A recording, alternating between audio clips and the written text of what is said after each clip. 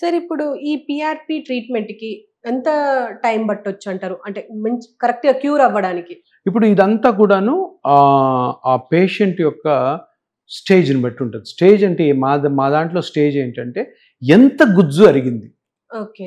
ఒక్కొక్క పేషెంట్‌కి గుజ్జు మందము నార్మల్‌గా మోకాలు అరగకుండా ఉన్న వాళ్ళకి ఆ గుజ్జు మందము ఒక్కొక్క పేషెంట్‌కి ఒక్కొక్క ఉండాలి. ఇప్పుడు 30-35 ఇయర్స్‌లో ఆ గుజ్జు మందం 4 ఉండాలి. 4 మిల్లీమీటర్స్. ఓకే. అదే 50-60 అయితే 2 నుంచి 2.5 ఇది స్కానింగ్ ప్రకారం.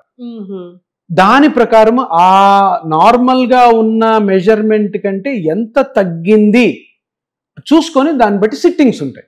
ఒక సిట్టింగ్ ఉండొచ్చు, 4 సిట్టింగ్స్ ఉండొచ్చు, 3 ఉండొచ్చు, 2 ఉండొచ్చు. సో దాని ప్రకారం ఈచ్ సిట్టింగ్‌కి అరౌండ్ 10-15 డేస్ గ్యాప్ ఉంటదన్నమాట. సో ప్రతిదీ కూడాను మా ఇపియాన్‌లో ఎలా చేస్తామంటే ఒక పేషెంట్ వచ్చారనుకోండి, మొత్తం డీటెయిల్డ్ హిస్టరీ ఉంటుంది పేషెంట్‌ది. పేరేంటి, ఏజ్ ఏంటి, ఏ ఊరు నుంచి వచ్చాడు, ఏం పని చేస్తాడు, డైలీ యాక్టివిటీస్ ఏంటి, వెయిట్ ఎంత ఉన్నాడో, ఆ అలవాట్లు ఎట్లున్నాయి, ఏ జబ్బులు ఉన్నాయి, వీటన్నిటి ప్రకారం ప్లస్ స్కానింగ్లో ఉన్న సిగ్నల్స్ బట్టి, స్కానింగ్లో ఉన్న రీడింగ్స్ మెజర్మెంట్స్ బట్టి ట్రీట్మెంట్ ప్రోటోకాల్ తయారు చేస్తాం. అందరికి ఒకే ట్రీట్మెంట్ ఉండదు. సో దాన్ని బట్టి వెళ్తూ ఉంటాం. ఆ ప్రోటోకాల్స్ కూడా ఒక సిట్టింగ్ అయిన తర్వాత అక్కడ జరుగుతున్న చేంజెస్ని బట్టి మళ్ళీ ట్రీట్మెంట్లో కొంచెం అటు ఇటు మారుస్తూ కూడా ఉంటాం. ఒక ప్రాసెస్ అనమాట. ఒక ప్రాపర్ ప్యాటర్న్లో పోతుంటుంది. సో అదంతా చేసినప్పుడే మంచి రిజల్ట్ వస్తుంది. ఈరోజు 60,000 మందికి నేను చేశాను. 60,000 మందిలో 95% బాగున్నారంటే అర్థం ఏంటి? అది ఎక్స్పీరియన్స్. దాంట్లో నాకు ఇనీషియల్ డేస్లో స్టార్టింగ్ ఇయర్లో కొన్ని కష్టాలు ఉన్నాయి. అరే కొంతమంది పేషెంట్స్ తగ్గకపోతే ఏం చేయాలి, ఈ పేషెంట్కి ఎందుకు తగ్గలేదు, ఈ పేషెంట్ని ఎట్లా ట్రీట్ చేయాలా, కొంతమంది మొండి పేషెంట్స్ ఉంటారు, మనం చెప్పిన మాట వినరు, పాపం అంతా వింటున్నా కూడా కొంతమంది తగ్గదు. సో అవన్నీ కూడా ఎక్స్పీరియన్స్ మీద వస్తాయి. టక్కని చేస్తే ఏదో మ్యాజిక్ లాగా అవడం అంటూ జరగదు. అంటే మీరు ఇప్పుడు అన్నారు 95% బాగున్నారు మీ అంటే 60,000 అయితే ఇంకా 5%కి ఏమైంది, అంటే ప్రాబ్లం ఏంటి? చాలా మంచి క్వశ్చన్. అందరికి ఇది డౌట్ వస్తుంది. సరే బాగుంది, 5 మంది ఆ 5% మాతోనే ఉన్నారు. దగ్గర ఈ 60,000 మందిలో దగ్గర ఒక 500-600 మెంబర్స్ మనం అనుకున్న రిజల్ట్ రాదు. వాళ్ళు కూడా అంత హ్యాపీగా ఉండరు. వాళ్ళు ఇంటర్వ్యూ కూడా వింటుండొచ్చు, కానీ వాళ్ళని ఎప్పుడు వదలం. మేము చెప్తాం కొంచెం ఓపిక చేసుకొని ప్రయాణం చేసి రండి మా దగ్గరికి, నేనే చూస్తాను. నేను ఇచ్చే ప్రామిస్ ఒకటే, నేను బ్రతికున్నంత వరకు నాతోటి ట్రీట్మెంట్ తీసుకున్న ఏ పేషెంట్కి కూడా ఆపరేషన్కి పోనేవాడు, నొప్పితో బాధ పెట్టడం. ఇంకొకటి, ఎప్పుడైనా కానీ మీకు ఏ ఇబ్బంది వచ్చినా నేనే చూస్తాను. ఇది 100% నేను అష్యూరిటీ ఇచ్చేది.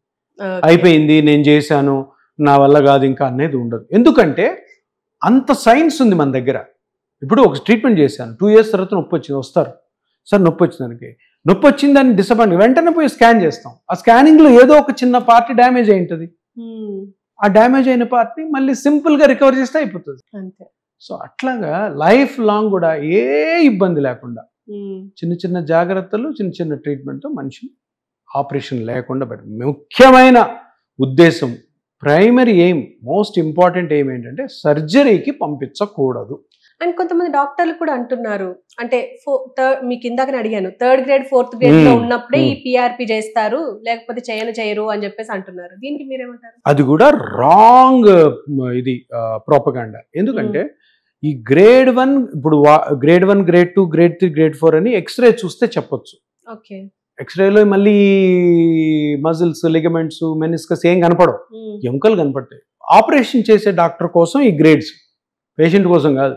ఆపరేషన్ చేసే డాక్టర్ చూసి ఆ grade 1 grade 2 అమ్మో ఆపరేషన్ చేయకూడదు, ఎంత నొప్పి ఉన్నా కానీ పేషెంట్కి, grade 3 grade 4 ఆపరేషన్ చేయొచ్చు. వీళ్ళు ఏమంటారు, ఈ కొంతమంది, అందరు కాదు, కొంతమంది ఆపరేషన్ చేసే డాక్టర్ grade 3 grade 4లోనే పీఆర్పీ పనిచేస్తుంది, పని చేయదు, grade 1 grade 2లో పనిచేస్తుంది అంటారు.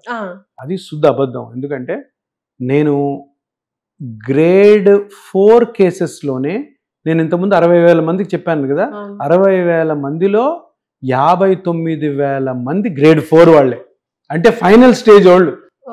సో నేను 59,000 మందికి 95% రిజల్ట్ ఇచ్చానంటే grade 4లో పీఆర్పీ పనిచేస్తుందనే కదా.